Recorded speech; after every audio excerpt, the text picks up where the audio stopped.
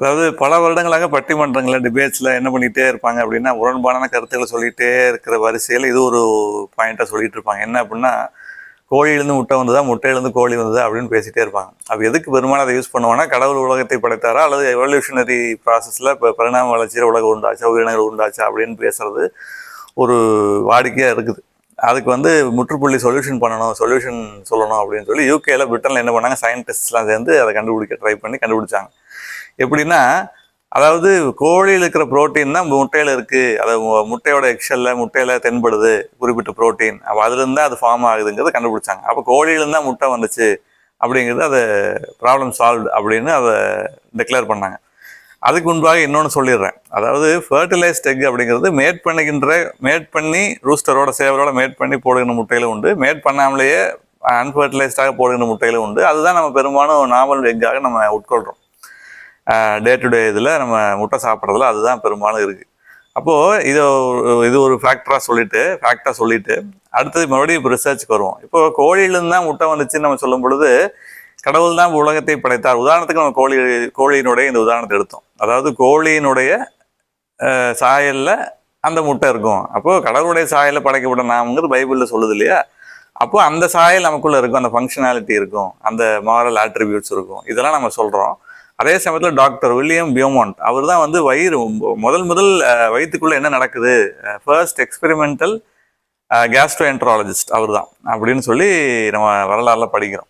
என்னன்னா அவர் தான் வந்து என்ன பண்ணுறாரு அப்படின்னா, அவர்கிட்ட ஒரு பேஷண்ட் வராரு, வந்து ஆக்சிடென்டலாக குண்டடிப்பட்டு வந்துடுறாரு, புல்லட் இன்ஜுரி. அதில் அவர் ஆப்ரேட் பண்ணும்போது என்ன பண்ணுறாருன்னா, வயிற்றுக்குள்ளே எப்படி ரியாக்ட் ஆகுது, ஃபுட் ரியாக்ஷன்ஸ் எப்படி இருக்குதுன்னா, அதுக்கப்புறம் அவர் தான் அதை தொடங்கி வைக்கிறார் அந்த ரிசர்ச்சை. அவர் தான் ஃபர்ஸ்ட் எக்ஸ்பெரிமெண்டல் கேஸ்ட்ரோஎன்ட்ராலஜிஸ்ட். அவர் பேர் டாக்டர் வில்லியம் பியோமாண்ட். அவர் ஒரு கிறிஸ்தவர்.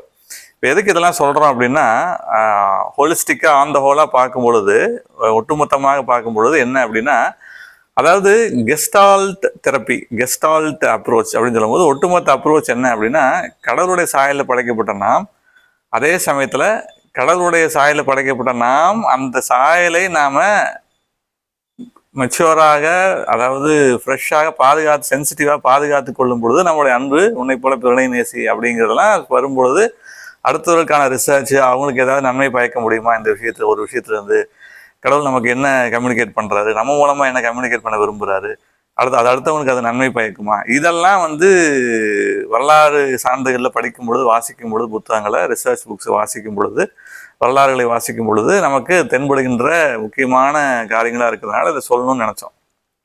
அதனால் நம்ம சொல்லுவது வந்து தற்பெருமைக்கோ நமக்கு இவ்வளோ நாலேஜ் இருக்குன்னு காட்டிக்கிறதுக்காகவோ அல்ல.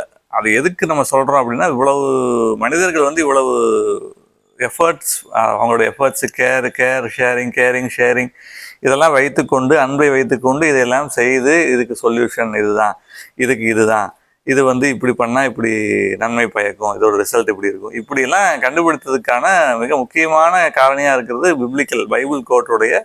பைபிள் வசனங்களாகிய அந்த டே டு டே லைஃப்பில் நாம் ப்ராக்டிக்கலாக அப்ரோச் பண்ணக்கூடிய, டீல் பண்ணக்கூடிய, ஹேண்டில் பண்ணக்கூடிய அன்பான விஷயங்கள் தான் அப்படிங்கிறதுக்காக அதை ஞாபகப்படுத்திகிட்டே இருக்க ரிமைண்டர்ஸாக நம்ம இருக்கிறோம்.